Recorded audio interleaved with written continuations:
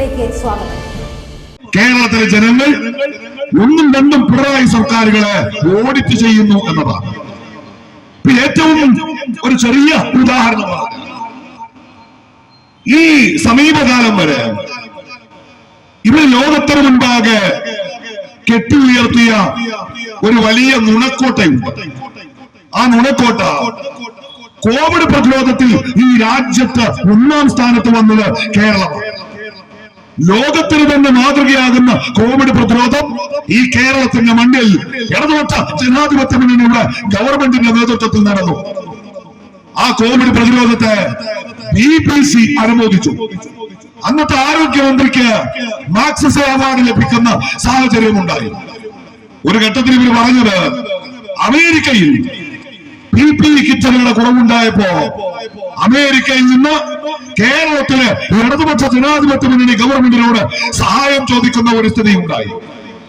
ഒരു PR work വളരെ സമർത്ഥമായി ഇവർ ഡിസൈൻ ചെയ്തപ്പോ പ്രതിപക്ഷ രാഷ്ട്രീയം സംസാരിക്കുമ്പോ കേരളത്തിന്റെ കോവിഡ് പ്രതിരോധത്തെ അട്ടിമറിക്കാൻ ശ്രമിക്കുന്നു എന്ന ഒരു വ്യാഖ്യാനം അതിന് കൊടുക്കാൻ കഴിഞ്ഞപ്പോ ഈ രാജ്യത്തെ പ്രതിപക്ഷത്തിന്റെ ശബ്ദം രാജ്യത്തെ LDF ഉയർത്തിയ പ്രചരണത്തിന്റെ ആരവങ്ങളിൽ മുങ്ങിപ്പോയപ്പോ കേരളത്തിൽ 2ാം പിണറായി സർക്കാർ ഉണ്ടായി.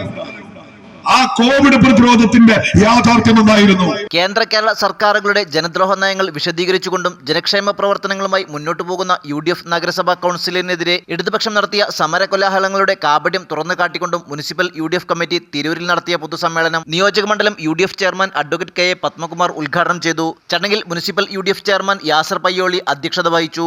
Advocate Shibu Meeran, Joji K Alex, Vettam Alikoya, K Ibrahim Haji, A Gopalakrishnan, കൊക്കോടി Moideenkutty Haji, P Raman കുട്ടി, AP നസീമ, KK സലാം മാസ്റ്റർ, ആമിനമോൾ, PV സമദ് എന്നിവർ പ്രസംഗിച്ചു. ഒരൊറ്റ യാഥാർത്ഥ്യം നമ്മൾ പരിശോധിച്ചാൽ ഇപ്പോ നമ്മൾ മുഖാമുഖം നിന്ന് സംസാരിക്കുന്ന ഈ നിമിഷം ലോകം കോവിഡിനെ മറികടന്നു കഴിഞ്ഞിരിക്കുന്നു. ഇപ്പൊ രാഷ്ട്രീയം പറയുന്നതിനോട് തടസ്സമില്ലല്ലോ, കണക്കുകൾ ചോദിക്കുന്നതിൽ പ്രശ്നമില്ലല്ലോ. ഇപ്പൊ കണക്കുകൾ ചോദിച്ചാൽ കേരളത്തിന്റെ കോവിഡ് പ്രതിരോധത്തെ UDF അട്ടിമറിക്കാൻ ശ്രമിക്കുന്നു എന്ന ആക്ഷേപം നിങ്ങൾക്കില്ലല്ലോ.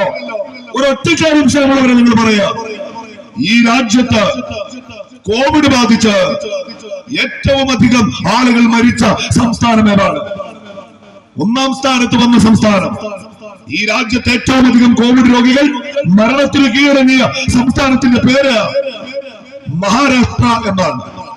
മഹാരാഷ്ട്രയിലെ ധാരാവി പോലെയുള്ള ചേരികളിൽ കോവിഡ് പടർന്നു പിടിച്ചപ്പോ മഹാരാഷ്ട്ര ഈ രാജ്യത്ത് തന്നെ കോവിഡ് ബാധിച്ച് ഏറ്റവും അധികം ആളുകൾ മരണത്തിന് കീഴടങ്ങിയ സംസ്ഥാനമായി മാറി. പക്ഷെ അവിടെ മറ്റൊരു യാഥാർത്ഥ്യം കൂടിയുണ്ട്. മഹാരാഷ്ട്രയുടെ ജനസംഖ്യ 12.5 കോടിയോളം വരും എന്നതാണ്. മഹാരാഷ്ട്രയ്ക്ക് കോവിഡ് പ്രതിരോധം കൈവിട്ടുപോയത് ലോകത്തിന്റെ തന്നെ വ്യാവസായിക തലസ്ഥാനം എന്ന നിലക്ക് ലോകത്തിന് മുൻപിൽ ഇന്ത്യ അഭിമാനത്തോടെ ഉയർത്തിക്കാണിക്കുന്ന ഈ രാജ്യത്തെ ഏറ്റവും തിരക്കേറിയ ഏറ്റവും അധികം തിങ്ങിത്താമസിക്കുന്ന മുംബൈ നഗരത്തിലെ ചേരികളിൽ അവിടെ കോവിഡ് പടർന്നു പിടിച്ചു. 232 രൂപ കൂട്ടിപ്പിടിച്ചൊരു മാസത്തിൽ വരുമ്പോൾ 7000 രൂപ ഉണ്ടാവും. ആ 7000 രൂപ കിട്ടണമെങ്കിൽ ഈ 35 ചോദ്യങ്ങളുടെ ഉത്തരം അപ്ഡേറ്റ് ചെയ്ത് കൊടുക്കണം. അങ്ങനെ 232 രൂപയ്ക്ക് ജോലി ചെയ്യുന്ന ഈ പാവങ്ങൾ, ഇന്നലെ ഇളമരം കരീം ഒരു വർത്താനം പറഞ്ഞു. അത് പറഞ്ഞപ്പോ കരീം ഒരു കാര്യം പറഞ്ഞുപോയി. കരീം പറഞ്ഞു, അല്ല തൊഴിലാളി വർഗ പാർട്ടിയുടെ നേതാവ് കരീം സഖാവ് കരീം അല്ല, ലോകസഭയിൽ മത്സരിച്ചപ്പോ MK രാഘവനെ കോഴിക്കോട്ടുകാർ രാഘവേട്ടൻ എന്ന് വിളിച്ചപ്പോ അതുകൊണ്ടായിരിക്കും നമ്മൾ തോക്കുന്നെന്ന് എഴുതിയിട്ട് ഇളമരം കരീമിനെ സഖാവ് കരീം വെച്ചിട്ട് കഴിഞ്ഞ തെരഞ്ഞെടുപ്പിൽ ആകെ പോസ്റ്റർ കരീം കാ. ആ കരീം കാ CHUവിന്റെ അഖിലേന്ത്യാ നേതാവ്. ആ നേതാവ് ഇന്നലെ പറഞ്ഞിരിക്കുകയാണ്, ഈ ആശാ വർക്കർമാർ ഒരു കാര്യം മനസ്സിലാക്കണം, 27,000 ആശാ വർക്കർമാരിൽ 20,000 CHU ആണ്. ന്യൂസ് 99 തിരൂർ. ഓരോ മുഹൂർത്തങ്ങൾക്കും അതിൻ്റെതായ സന്തോഷങ്ങളുണ്ട്. അതിൽ ചിലത് ഒരിക്കലും മറക്കാൻ പറ്റാത്തതും. Azad gold and diamonds, Thazhepalam, Tirur.